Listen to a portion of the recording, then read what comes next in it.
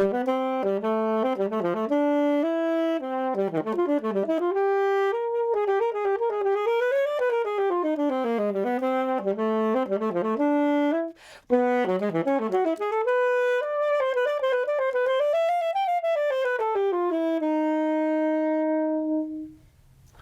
word saxophone literally means the sound of Adolphe Sax.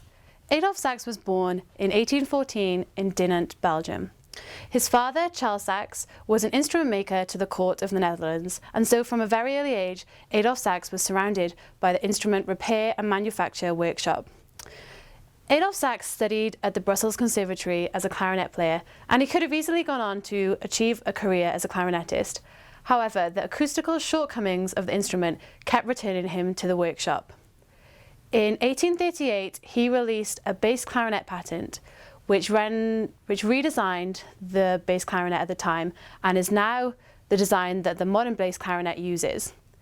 He took his design to the Brussels Industrial Exhibition, where the judges told him that although his design was the best available, he was not going to win that year because he was too young. Adolphe Sax replied if he was too young for the gold, he was too old for the silver, and so seeking the recognition he deserved, he moved to Paris in 1842. His arrival in Paris was greeted with much excitement.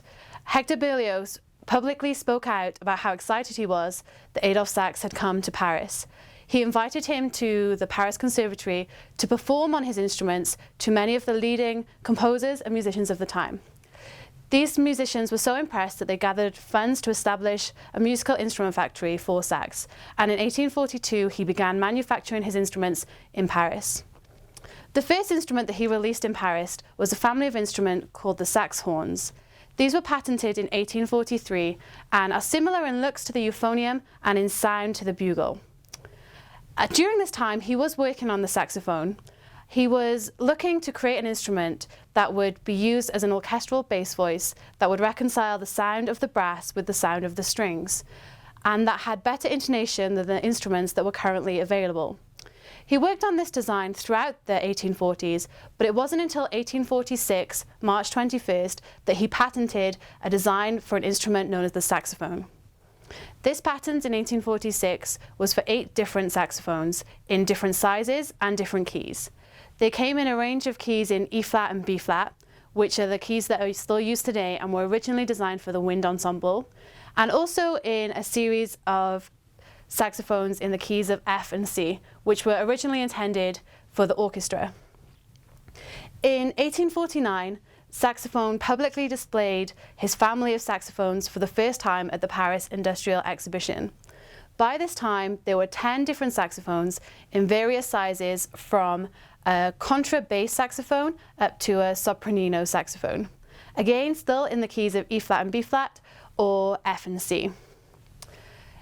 Sax was very popular in Paris and very successful, not just for designing his instruments, but for promoting and advocating them throughout the musical setting.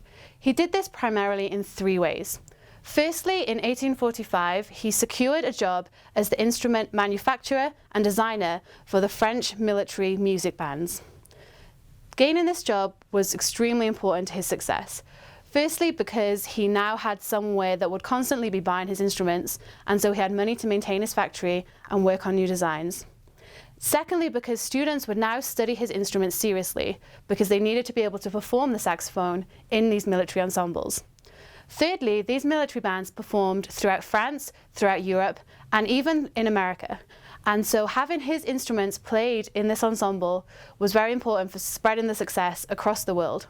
Secondly, Adolphe Sax understood that for his instrument to be viewed as a classical instrument, he needed serious, respectable composers to write works for the instrument.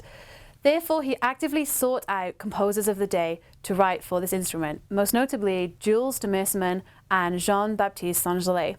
He also wrote 35 of his own works for saxophone and piano and published them himself. Sax also understood the need for students to be able to competently perform his instruments and these works that were being written. And so in 1857, he was able to set up a saxophone class at the Paris Conservatory. This class ran for 13 years and was only closed in 1870 due to a lack of financial sponsorship now that France was at war with Prussia.